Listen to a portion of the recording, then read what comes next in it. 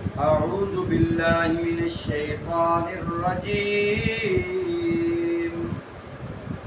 بسم الله الرحمن الرحيم. ولا تقف ما ليس لك به علم إن السمع والبصر والفؤاد كل أولئك كان عنه مسؤولا. فرمایا کسی ایسی چیز کے پیچھے نہ پڑو جس کا تمہیں علم نہ ہو.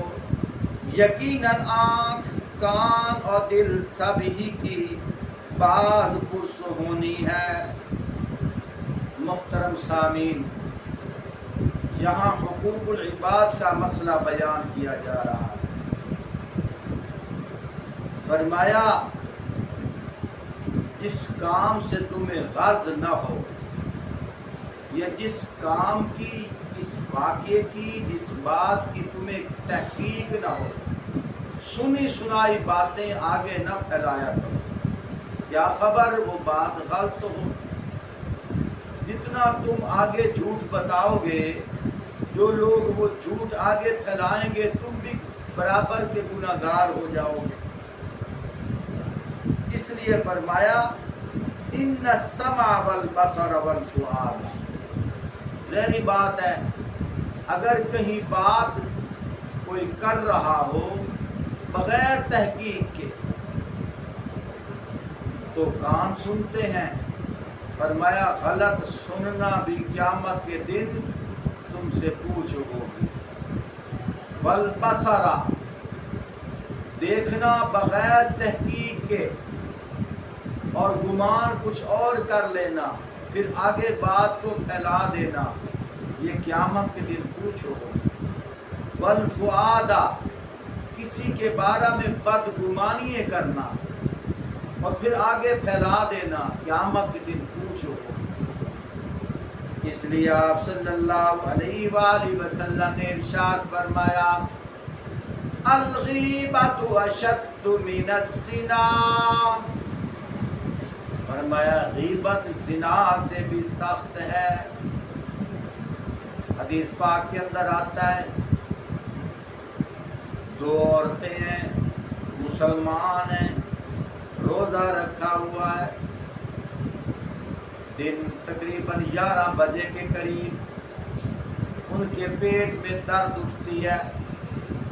آپ صلی اللہ علیہ وآلہ وسلم کی طرف پیغام کیا، ہم روزے دار ہیں، اب کیا کیا جائے. آپ صلی اللہ علیہ وآلہ وسلم نے فرمایا ایک برتن دے کر فرمایا کہ اس کے اندر تم قے کرو. جب انہوں نے منہ کے اندر انگلی ڈالی اور قے کی، فرمایا کہ ان کے پیٹ سے خون کے اور گوشت کے لوتھڑے نکلے. عرض کرنے لگی یا رسول اللہ صلی اللہ علیہ وآلہ وسلم، ہم نے تو گوشت کھایا ہی نہیں تھا، یہ ہمارے پیٹ سے کیوں نکلے ہیں؟ آپ صلی اللہ علیہ وآلہ وسلم نے ارشاد فرمایا جس کا مفہوم یہ ہے تم دونوں مل کر اپنی بہنوں کی غیبت کر رہی تھی، برائی بیان کر رہی تھی. کسی کے پیٹھ پیچھے اس کی عیب داری کرنا وہ ایسے ہی ہے جیسے مردار کھانا ہے. ایک جگہ آیا کہ سکے بھائی کا گوشت کھانا ہے. خود اندازہ لگاؤ. میرے محترم صحابہ اکرام نے پوچھا یا رسول اللہ صلی اللہ علیہ وآلہ وسلم غیبت کسے کہتے ہیں؟ فرمایا اگر کسی اپنے بھائی کے پیٹھ پیچھے ایسی بات کی جائے، اگر اس کے سامنے کی جائے تو اس کو غصہ آئے.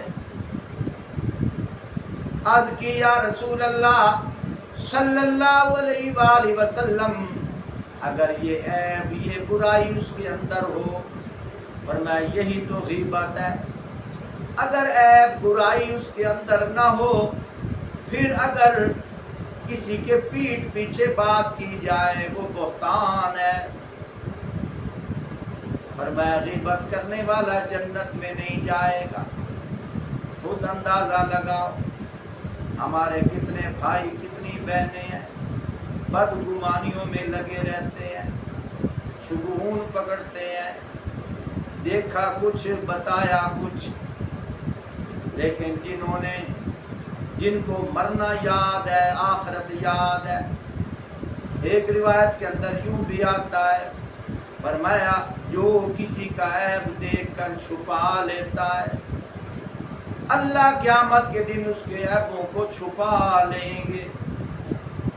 جو کسی کی عیب داری کرتا ہے، قیامت کے دن اللہ پاک ساری خلقت کے سامنے اس کی عیب داری فرمائیں گے۔ اس لیے ہمیں احتیاط کرنی چاہیے۔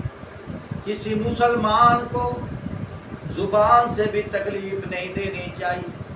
المسلم من سلم المسلمون من لسانہ و یدہ، مسلمان وہ ہے کہ دوسرے مسلمان جس کی زبان سے اور اس کے ہاتھ سے محفوظ ہے، یعنی کہ لوگوں کو کسی کے بارے میں ابھارنا، مخالف کرنا، نقصان دینے کے لیے ہر وقت سوچنا، فرمایا وہ مسلمان بھی نہیں ہے، اس کے اندر ایمان بھی نہیں ہے۔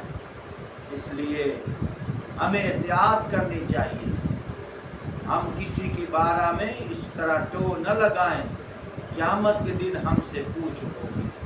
اللہ رب العزت ہمیں سمجھنے کی توفیق عطا فرمائے۔